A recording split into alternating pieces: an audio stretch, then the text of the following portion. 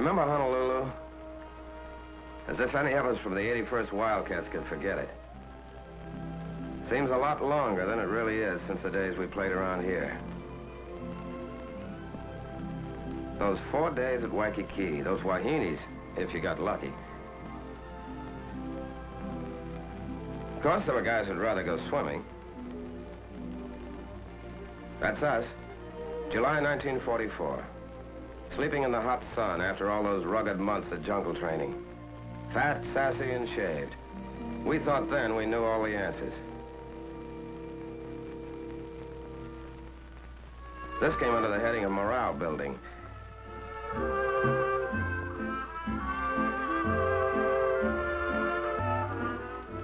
Of course, some characters needed more than others.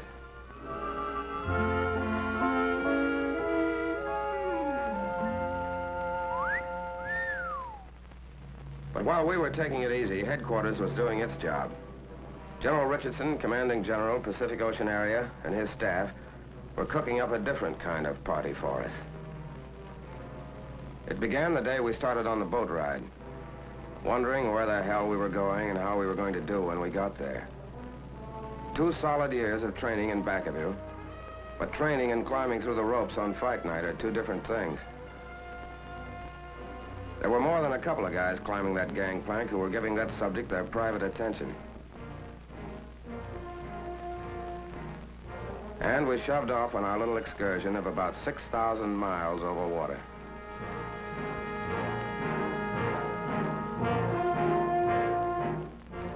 We were going down under.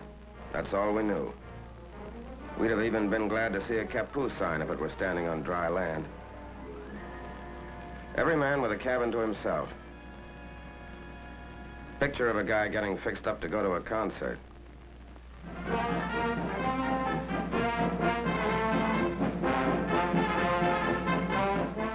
But it never made you stop wondering where you were going.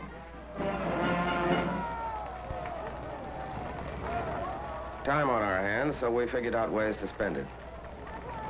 With a few bucks thrown in for a side bet.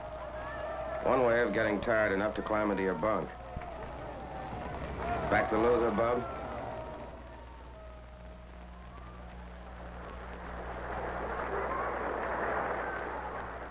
On number 3 hatch port side, the admirers of Lower Basin Street chamber music got it their way. Remember Curly Miller? The boy could really go to town.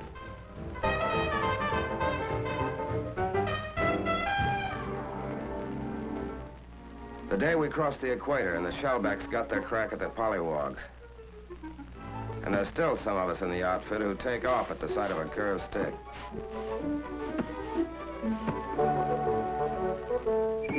No, brother, that is not beer. Clipped, goosed, slugged, and half drowned, but no beefs. The collar merchants fitted the general for size.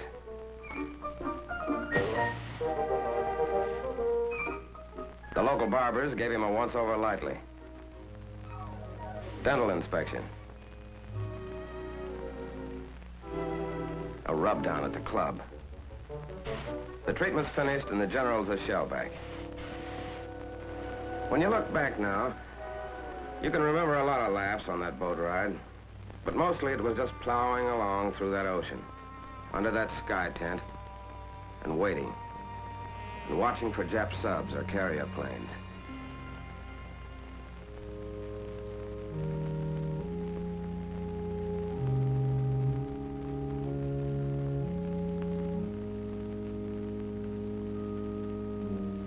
There was plenty of time for thinking.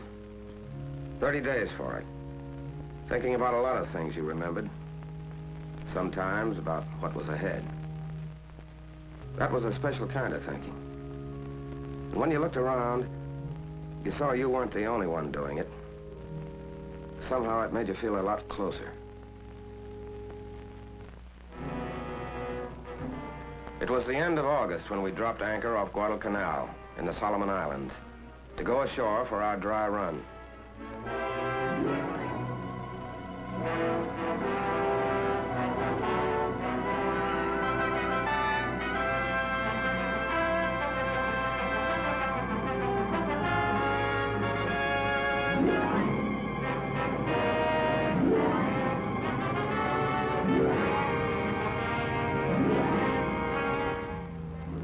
Jap Kapu signs on the beach.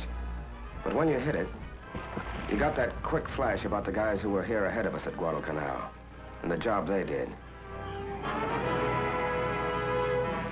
To look at it, you couldn't believe that beach had ever felt the bite of live ammo.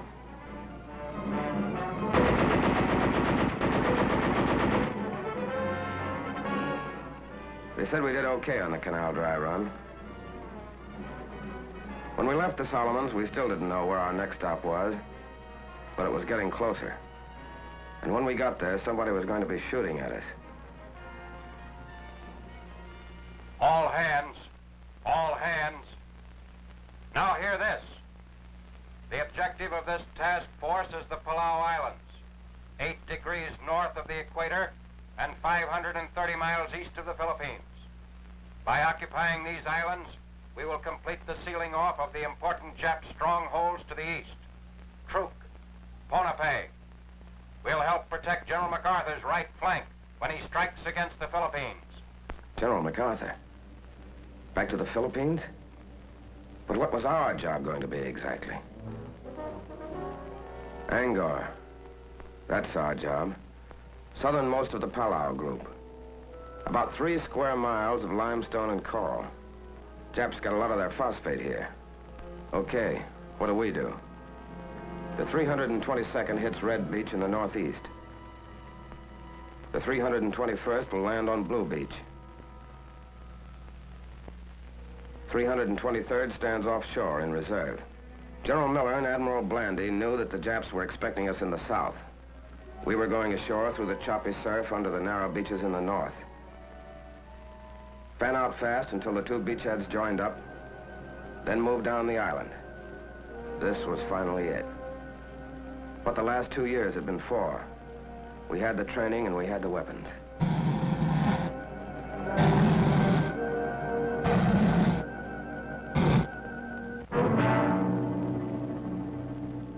There was Angaur. On it, holed up in caves and pillboxes, was a tough Jap regiment with plenty of experience in China back of them.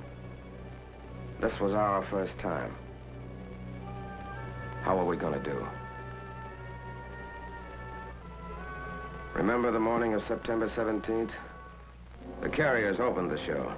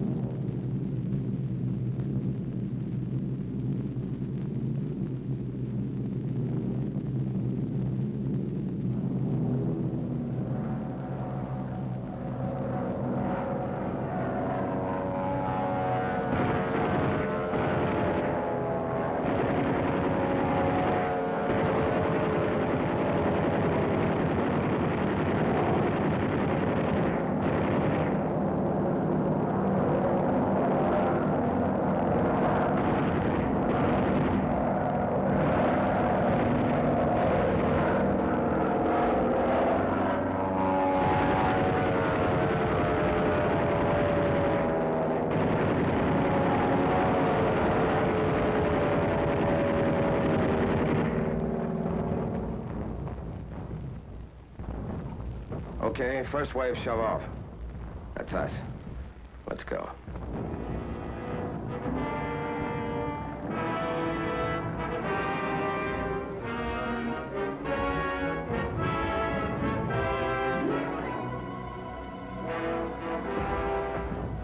Scared? Who wasn't? At least the waiting's over.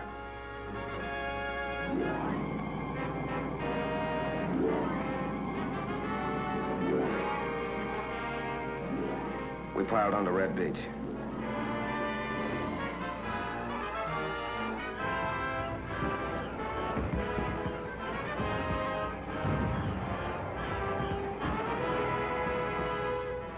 Grab it, brother. You'll need it.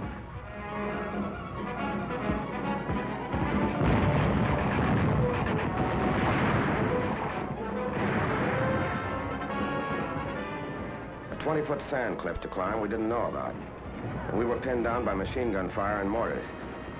It helped to see other guys looking like you felt. But they were taking it too. That helped more. Blue Beach. Machine gun fire wasn't so bad. Our planes knocked out their mortars. But still no place to get caught with your pants down.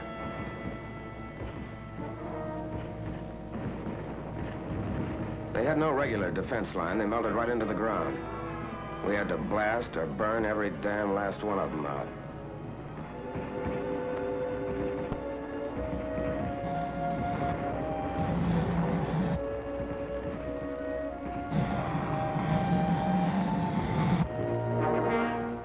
Naval artillery raised so much hell with Blue Beach, the Amtraks had a tough time making it.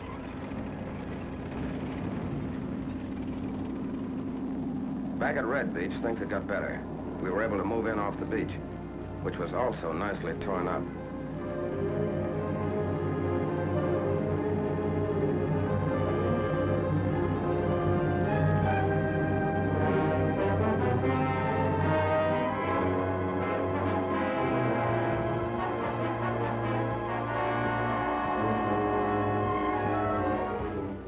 We started blasting them out of their rat holes with satchel charges.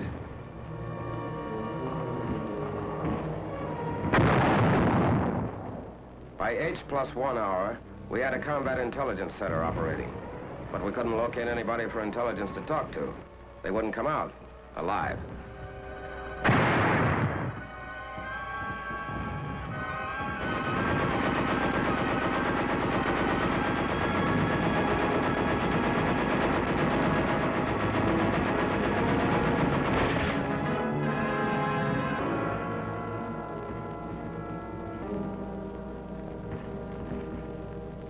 Medics brought casualties down to the beach while we went on burning and blasting, extending the beachhead.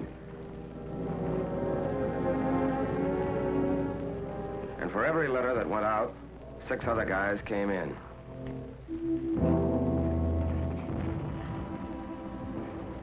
As soon as we had a good toehold, landing craft started delivering in back of us, building up an ammo dump.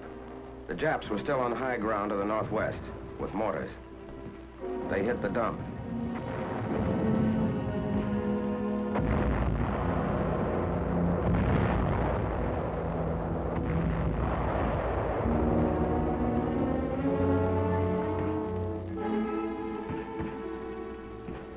We saved most of it. But who wants to be a fireman at a time like this?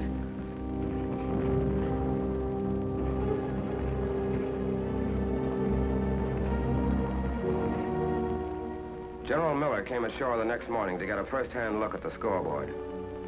It was no setup. Inland, the Japs were acting tough.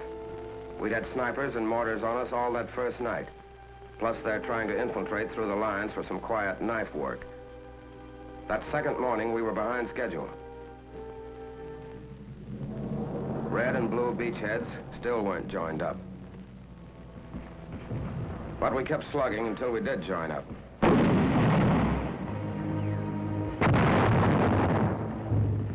And all the time moving inland. Then we got to Shrine Hill. Remember? Caves 15 feet deep, dug out of solid coral. Entrances barricaded with coconut logs, leaving firing slits only a couple of inches wide.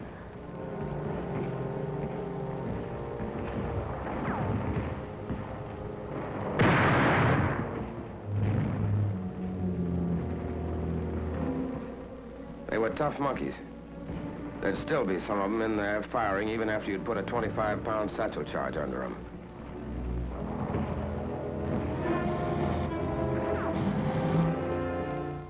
Tough, all right, but they could be had.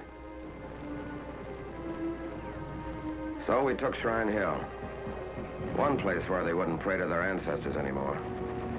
Then we got to Saipan Town. What was left of it.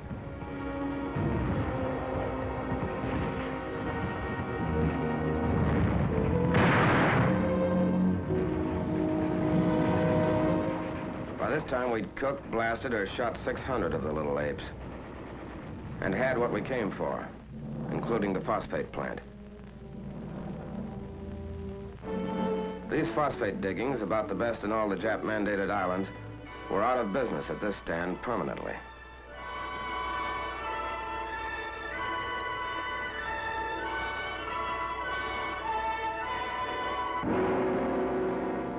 We weren't taking chances. They know how to hide like the murdering weasels they are.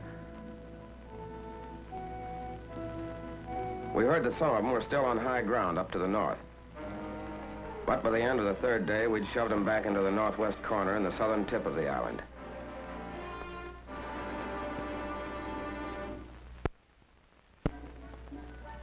The first chance to let down in 3 days. While you clowned around, there were a couple of things rattling around in the back of your head. These guys you'd been with a couple of years, you realized you hadn't really known them until the morning you hit the beach together. You had a different angle on them now, and wondered if they were thinking about that too.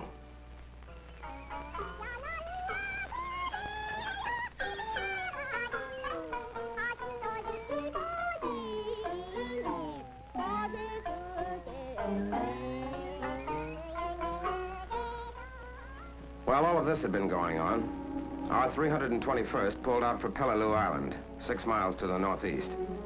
The 1st Marines were finding it heavy going up there. The 321st went up to give them a hand.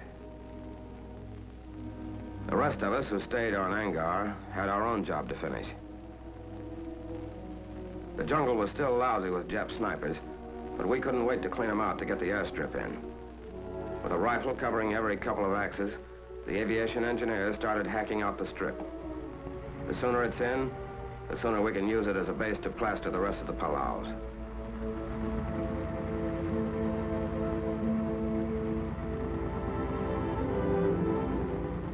Not quite right for a B-29 yet, but recon planes could start to use it, and did.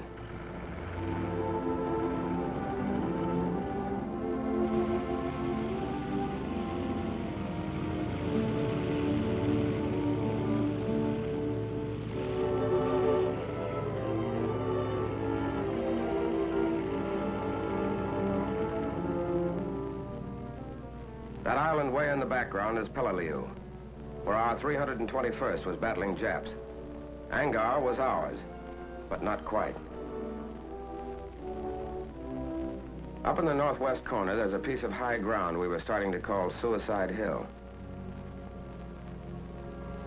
To get to it, we had to move up the narrow gauge leading from the phosphate works into the defile that, for good reason, got the name of Bloody Gulch.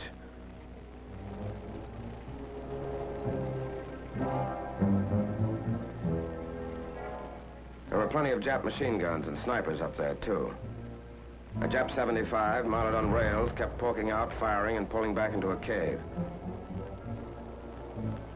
We couldn't see what the hell was going on up ahead, but the tanks could. They were checking with each other over the radio. Vincennes, repeat your last transmission. I did not hear. Over. I said we're stopped by enemy fire at the head of the gulch. Sea breeze, I think it's sea breeze, just got hit up ahead.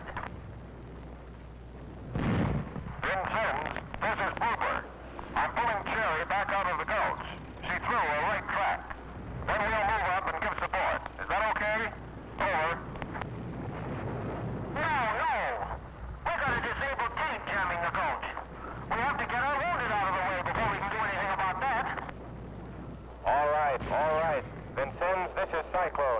tell you what to do. After the wounded are removed, use your gun to blast that tank out of the road. Over. Okay, I'll try that, but it may take a lot of AG. I suggest the infantry blast it out with satchel charges. Can a demolition squad get near enough? What about enemy fire? Over. They can get up there. They can get up there. We're under fire all right, but those litter bearers are working right in it. They're bringing those guys out with stuff kicking up all around them. Brother, what guts. All right, then. I'll contact infantry. As soon as our wounded are out of the gulch, we'll blast. Will any combat vehicle to the rear speak to me? Come in, please. Over. Okay, Cyclone. This is Calcutta. Over.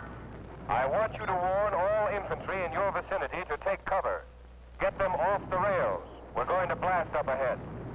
Now, to any combat vehicle near there, pull back out of the way.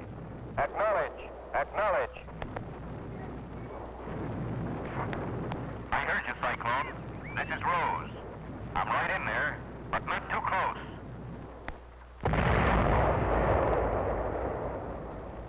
Not too close, he says.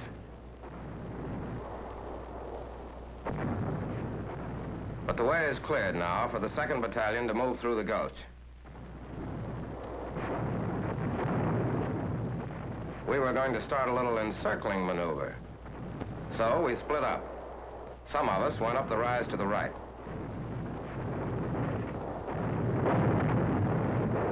The rest of us went to the left, going in with everything we could carry.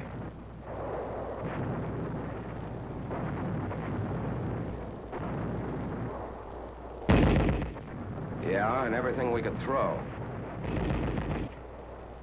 It was going to be Suicide Hill for the Japs now. We had them really holed up now.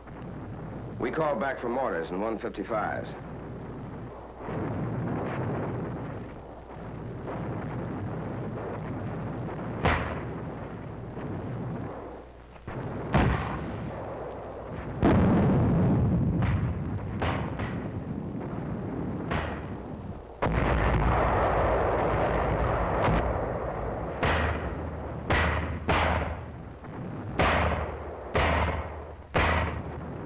They really got it, all afternoon and into the night.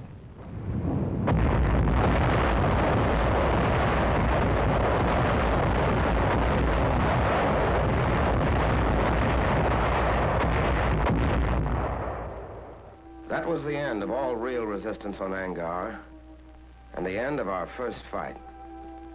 It had been no cinch. They'd poured everything they'd had on us, from 75s down. But we'd won our first battle, and we had a right now to call ourselves the 81st Wildcats.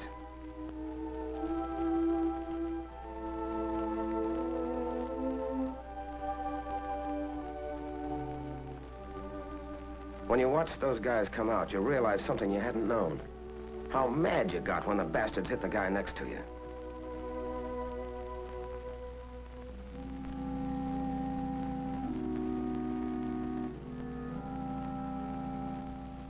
Colonel Venable, our regimental commander, was hit by that 75. With the rest of our officers, he'd been right up there with us.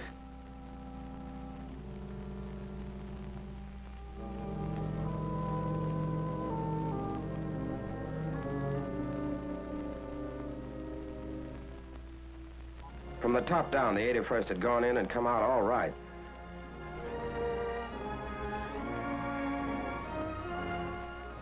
These are the faces of men who fight. These are the tired faces of men who have seen death. These are the faces of men from your own hometown who carried the flag of America a step nearer to Tokyo. Look at these faces. Here's the boy who sold you gasoline on a Sunday afternoon. Here is an American boy. Looks tired, doesn't he? He is. Here's the boy who came calling on Saturday evening and took your daughter to a movie. Here's the boy that everyone predicted would make All-American when he went to the State University. But he didn't go. These men don't like war. But the enemy must be met and destroyed wherever he can be found. They know that, and so do you. Are you doing everything you can to help them? Are you buying war bonds? Bonds that pay for the weapons with which they fight? Bonds that provide places for them to rest and hospitals in which their wounds may heal? Are you buying war bonds to the limit of your ability to ensure that a strong and worthwhile America will be waiting when these men return?